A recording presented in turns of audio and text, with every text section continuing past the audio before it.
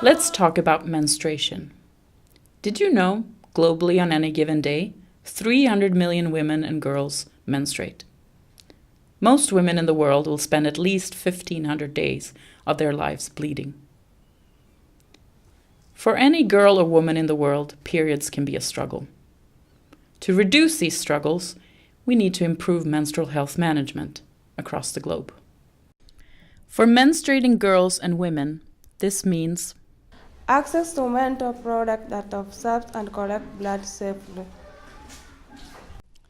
Privacy to handle my period when I need it. Soap and water for washing myself during my period. Facility to dispose and manage my menstrual waste. This film from Tanzania gives you a glimpse of what the challenges of having menstruation looks like for many girls in rural areas of sub-Saharan Africa. Shirati is a typical rural town in the lake region of Tanzania, where most people rely on farming.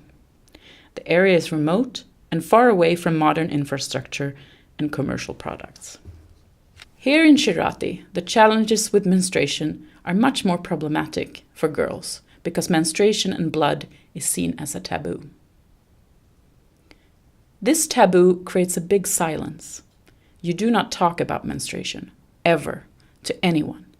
And when you have your period, you hide it for everyone around you. In fact, society treats it like it does not even exist.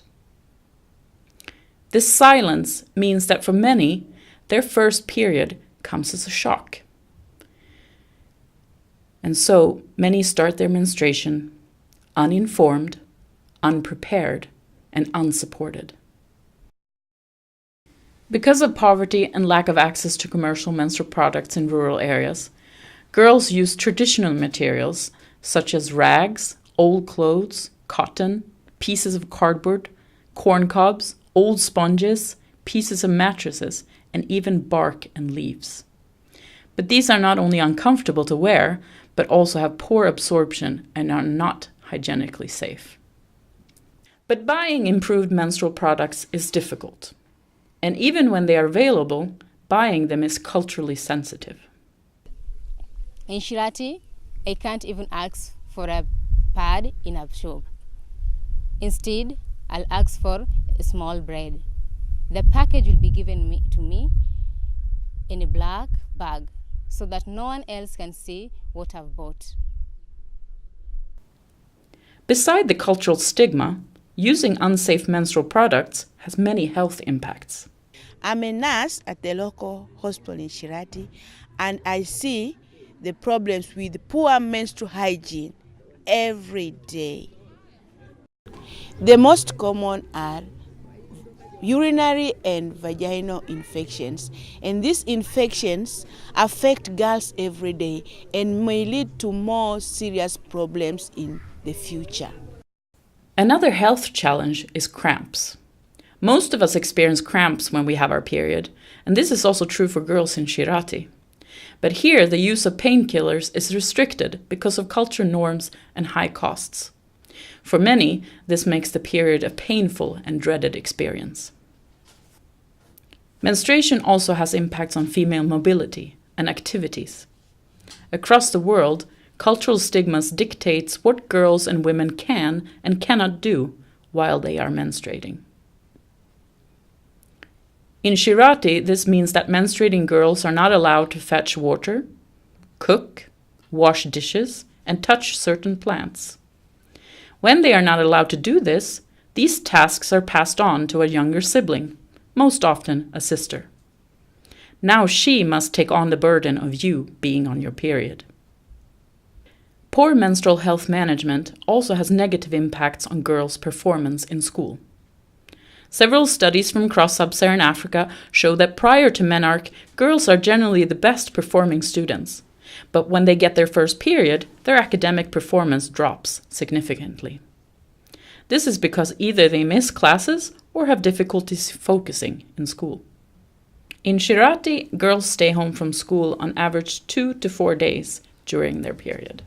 The key reason for this is the cramps they get from bleeding, the lack of access to safe and improved products, and the embarrassment they feel for having their period.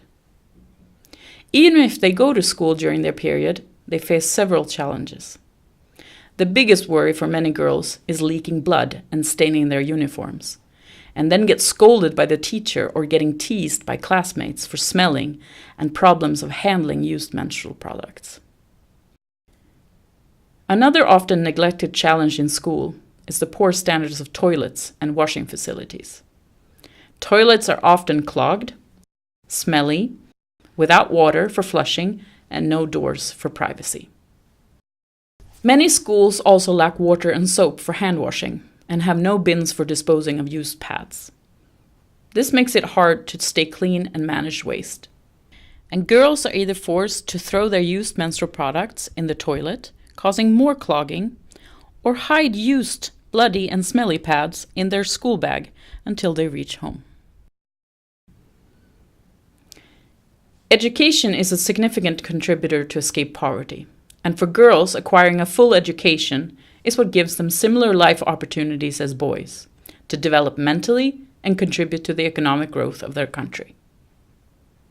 Failure to acknowledge this link between improved menstrual health management, education, and economic and social development in Tanzania and Africa as a whole is a missed opportunity for both individuals and nations in Africa to reach their full potential. The NGO Majisafi works in Shirati on issues related to health and education. Raising awareness and educating girls, women, boys, teachers, and husbands about period is a key for changing norms and attitude and break the silence about menstruation. But knowledge is not enough. Girls also need access to affordable and safe menstrual products. In a collaborative study between Lund University Center for Sustainability Studies in Sweden and University of Dar es Salaam in Tanzania, the challenges with menstruation among girls from 4 schools in Shirati was explored, and 3 different menstrual products tested, including disposable and reusable pads and the menstrual cup. The purpose of the study was to assess the cultural acceptability, preferences, and management issues they had with each. Commercially made disposable pads are well known in Shirati and available in some town shops. Girls want to use them because the pads make them feel clean and are easier to wear compared to traditional materials. But even though disposable pads are considered hygienically safe, girls do complain that they sometimes leak, and the plastic in them do not breathe, and that makes their skin itch. Another challenge linked to disposable pads is that they have to be purchased every month, and this is a heavy economic burden for most families, because of other expenses that compete with pads, such as charcoal, oil for cooking, sugar, rice and vegetables, that benefit the whole family. To cope with the lack of funds for menstrual products, many girls wear their disposable pads for a longer time, and some even reuse them. This reduces the safety of the pads and poses a risk to their health. In my work as a nurse, I have met girls who have sold sex to afford to buy pads. This has led to HIV or other sexually transmitted infections, but also unwanted pregnancies and illegal abortions. Because of prevailing taboos against showing menstrual blood, managing waste from used pads is also a challenge. At home, girls either bury them in the ground or burn them in secret, and the smoke from burning plastic is neither healthy for themselves or the environment. Commercially made reusable pads, on the other hand, do not contribute to any significant environmental problems because they are made out of degradable materials. Reusable pads last up to 1 year and are therefore more affordable in the long term compared to disposable pads. Girls also find that reusable pads absorb blood better and are more comfortable to wear compared to disposable pads because they are made out of fabric. But a challenge with reusable pads is that they require careful washing with soap and hot water. In rural Tanzania, water may not be readily available, and boiling water is costly or time-consuming because charcoal or firewood is needed to heat the water. Because of cultural taboos, safe drying of the reusable pads is also problematic. Most girls will therefore dry their pads indoors. Some of them even put them under their bed mattresses, where the sun cannot reach to kill all bacteria. When it comes to the menstrual cup, it is still a novel product in Tanzania, and the girls in Shirati had never heard about it before. Menstrual cups are inserted into the vagina to collect blood rather than absorb it. It can stay inside the body for up to 8 hours until it needs to be emptied. And because it is made out of silicone, one cup can be used for up to 10 years. This makes the cup both an environmentally friendly and cost-efficient menstrual product. Once the girls had been given training and tested the menstrual cup for a while, the majority preferred the cup over other menstrual products.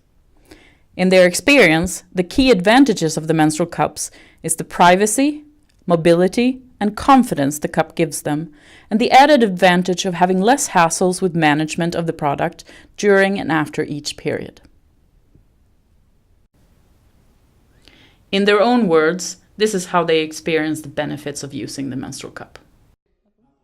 Nikitumia kikombe cha hedhi sitachafua nguo wala kuchekwa darasani kwa kuwa hamna anayetambua mzunguko wangu wa hedhi. Kutumia kikombe cha hedhi ni rahisi kwa sababu nakibadilisha mara moja kwa siku nikiwa shuleni, tofauti na zile pedi zingine ambazo nabadilisha mara 3 kwa siku. Kwa kutumia kikombe cha hedhi, naweza kufanya kazi yoyote, kucheza mpira na kukimbia na kadhalika. Najisikia huru kutumia kikombe cha hedhi kwa sababu naweza nikaiweka usiku kutwa. Kikombe cha hedhi kinatumika kwa muda mrefu. Kabla sijatumia kikombe cha hedhi, nilitumia shilingi 3,000 kila mwezi kununua pedi. Nikitumia kikombe cha hedhi naepuka kupata maambukizi ya magonjwa kama vile UTI na fungus kwa sababu ya unyevunyevu. Zamani nilipokuwa natumia pedi za kawaida wakati wa mtihani, nilikuwa naanza juu ya kuchafua nguo. Lakini kwa sasa hivi natumia pedi ya kikombe nikiwa kwenye hedhi. Siwazi juu ya kuchafua nguo bali najituma katika masomo yangu. What these testimonials show is that the benefits of the menstrual cup are many, and they can have significant long-term impact on the lives of these girls. It is clear that the menstrual cup is the most sustainable menstrual product, but it may not be the product that every female prefer. After all, every woman have the right to choose what menstrual product that is best for her. But to do so, every menstrual option needs to be available, accessible, and affordable to all. Before that happens, menstrual hygiene management should be improved and scaled up in Tanzania and across the world. The significance of menstrual health management cannot be underestimated, because Africa is the fastest growing continent on the planet, and how we manage menstruation today and in the future has direct and indirect impacts on a number of the Sustainable Development Goals. Improved and sustainable menstrual health management will impact the SDGs by decreasing the ailments and diseases linked to the use of unsafe menstrual products and management, improving female health and well-being. Keeping girls in school and eliminating gender disparities in education, ensuring equal access to quality education for boys and girls. Empowering females to reclaim their dignity and confidence, contributing to achieve gender equality. Providing better menstrual hygiene facilities, reducing diseases linked to poor water and sanitation. Enabling women to work during their period, vastly increasing their chances for decent work. Decreasing clogging of sanitation systems and environmental pollution, contributing to sustainable cities and communities. reducing the amount of chemicals and natural resources used in production, and promoting sustainable consumption. We see this film as a way to break the silence about menstruation, to educate and raise awareness about why menstrual health management needs higher priority in society. This is the only way forward to end period poverty.